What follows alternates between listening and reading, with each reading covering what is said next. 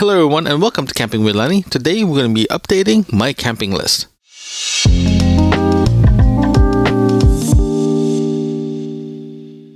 So the season is almost over. Camping season, I mean.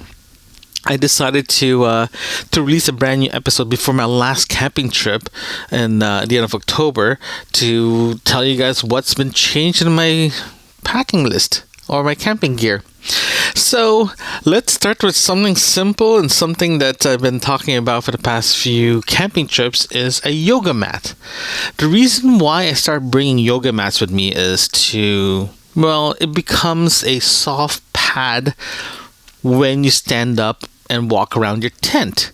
The reason why I have that is because I had a lessons learned in my first camping trip.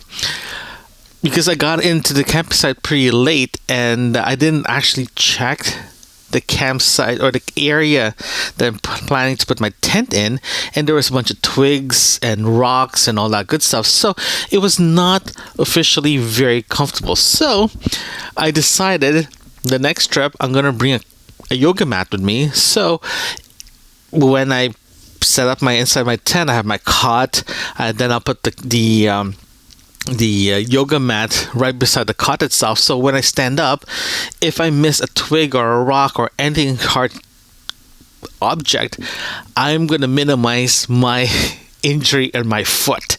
That's one thing that I always encourage people to bring with them now. If they have an old yoga mat, definitely bring one and just lay it down.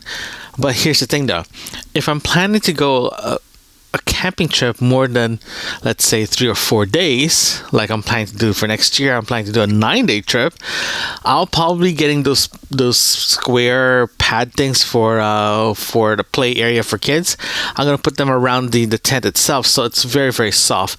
It does not add a lot of weight in your car, so I'm willing to do that to give a little more padding on the tent itself. I know it is considered glamping at the end of the day, but your feet will love you to death. So that's one thing that I ended up adding in my camping essentials, because you need to have that padding in your feet.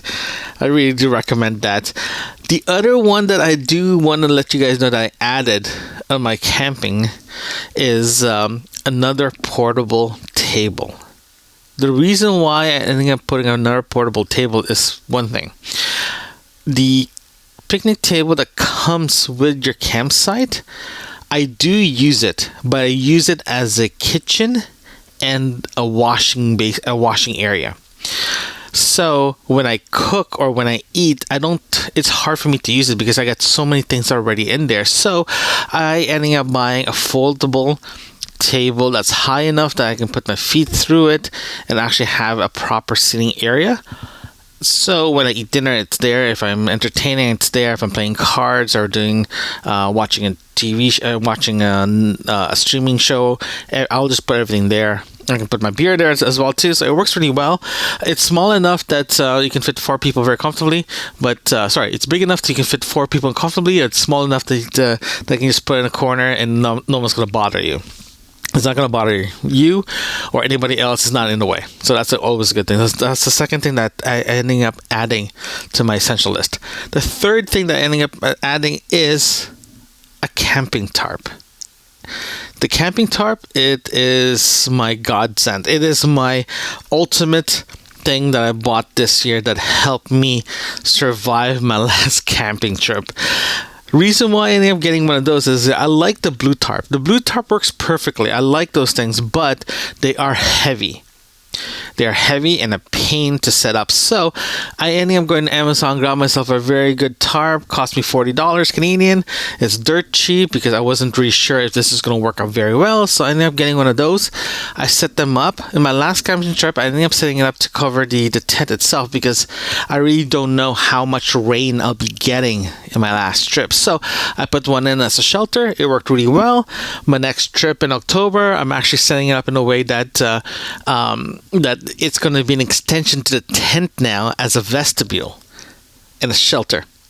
And if I do that, that means I will have a proper shelter on my tent, and it will make my life a lot easier, especially if it's raining. I don't have to worry about running back and forth. And so I got that. Plus, I ended up getting 4 poles, so 2 pairs of poles.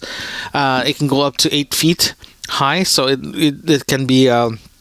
It's very adjustable, so it works perfectly. So I have that. So that was my third thing that I added in my essential list. And yes, it is very, very worth having one of those. It's great. It's great. The other one that I also, well, I don't want to say add, but I replaced my propane stove to a butane stove. The butane stove I got is from Woods. It's a portable butane burner that when you folded it and pack it, it's the size of like if you stack 4 phones together. They're very, very small. It's packable. It's lightweight. So I got that. So I ended up using that for the past 2 trips, and it worked out really well. The reason why I'm switching to butane away and going away from propane is twofold. One is the lightweightness of the stove itself and the bottle itself. Also, the thermostat that I use is butane, so I decided to standardize to butane.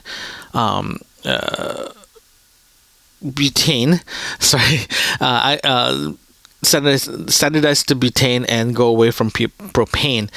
I still have a propane tank. I still have all that stuff. So my next trip in October, depending how cold it's gonna be, I might be getting a buddy heater to just heat up the tent. So that means I have to use propane. My other one as well too, my buddy that's potentially coming with me to in my October trip, my cold weather trip, he has a butane barbecue, so we might be using that going forward as well too. So there's a lot of potentials there. I will, if I did not use it for the rest of the year, I am planning to bring it for next year camping trip, just to finish it off and just get that thing out of the way now. So that's a possibility right there. So yeah, so I switched to butane. I'm very, very happy with it. It was a good investment on my end. Again, the tanks are a lot smaller, and it works well. The only thing that I'm kind of worried about is if I do ending up camping in cold weather, the butane does not react very well to cold. That's the only thing.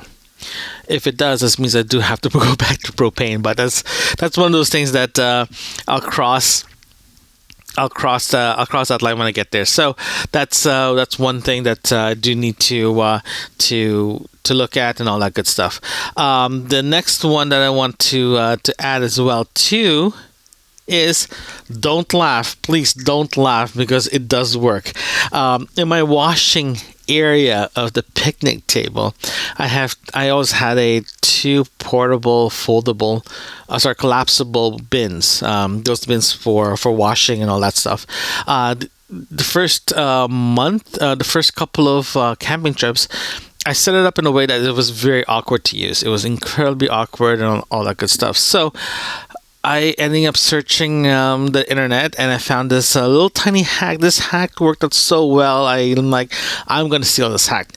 They ended up putting a shelf put it on top of the table, so when you put your water jug, when you tip it over, open the faucet, the water will go in, so you don't have to bend over.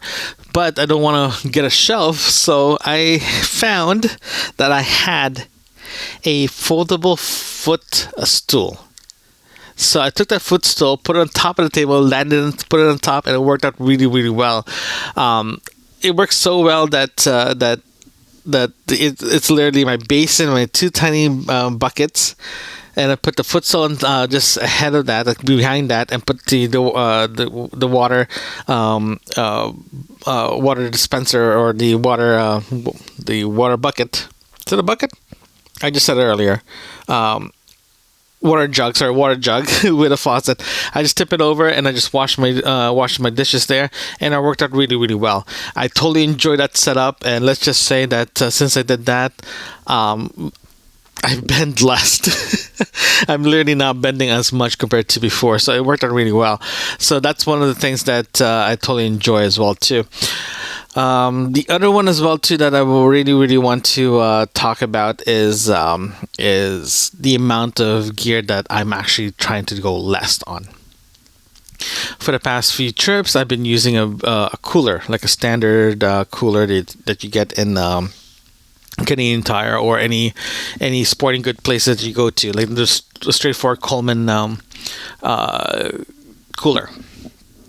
Right, so for this coming trip, I'm actually planning, if I end up going by myself, let's just say that none of my all the people that's supposed to go with me canceled because of other things, my plan is to go straight to freeze-dry food.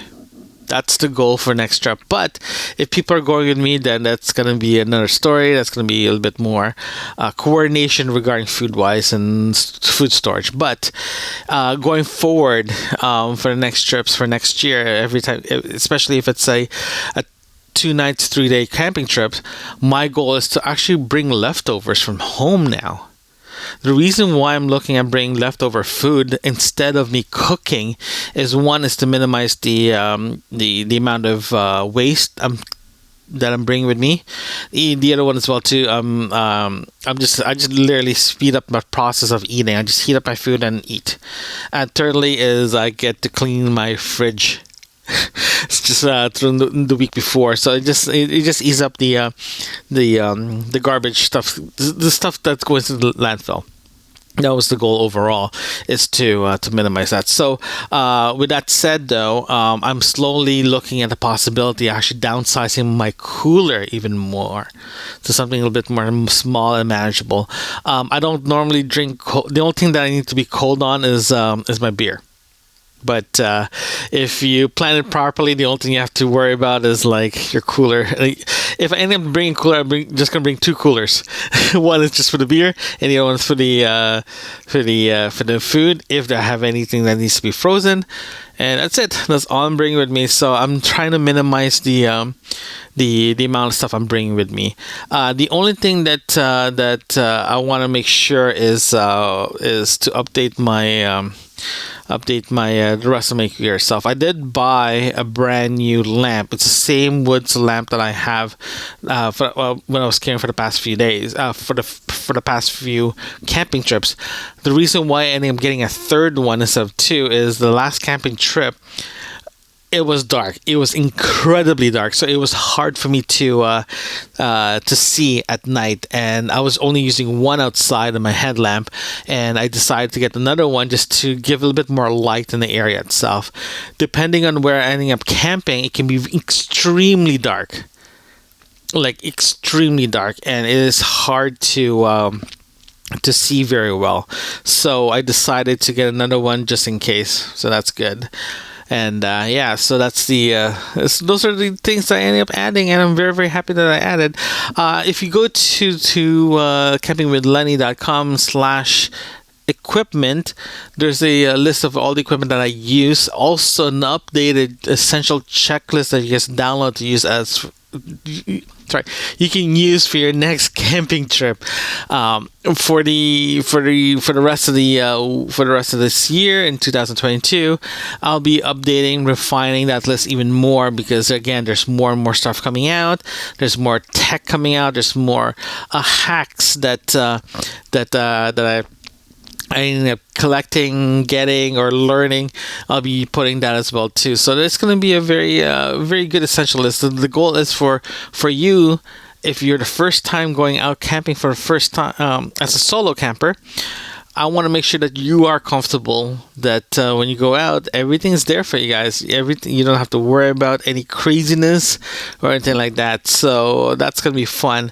Also, like I mentioned in the last camping trip, I am putting a list together of all camping places that I want to go to now. It's going to be fun. I got people, sometimes people will be coming with me, sometimes no people will be coming with me, completely solo. So that's going to be fun. Also, there's a lot of also, by the way. And Yeah, so that's going to be going up to. I also go and put together a list of essential list for family campers or a group camping, because there's a lot of techniques that you can do that minimize what you're carrying. Actually, what I've done in the past with my friends is we sit down and go through what I'm planning to bring, what they're planning to bring, and so we don't have to double up everything. And by the time we get there, we minimize what each person is carrying. For example, I always take care of all the liquids, so that's beers and water, and that's my job, is to bring all that, make sure everything's cold, everything's ready to go. One person's job is to handle all the barbecues, for example. One person handles all the chips. One person handles all the wood, for example. So it just evens everything out. And for the appliance like stove and all that stuff, everyone brings their stove. But the good news is, if someone brings a big stove, then we don't have to bring anything else. We just have to bring the propane that we already have. Those kind of things. So I'm gonna you know what, I'm gonna do a special episode on this one. I'm gonna talk to a few other people and see if they're willing to join me to do this episode, because it's actually a very good learning thing, because it's a very, very efficient way to camp. So that is this episode. Thank you very much. Again, this essential list is on the website at campinglenny.com. There you can find all the information you need there, and drop me a line if you have any questions. And thank you again.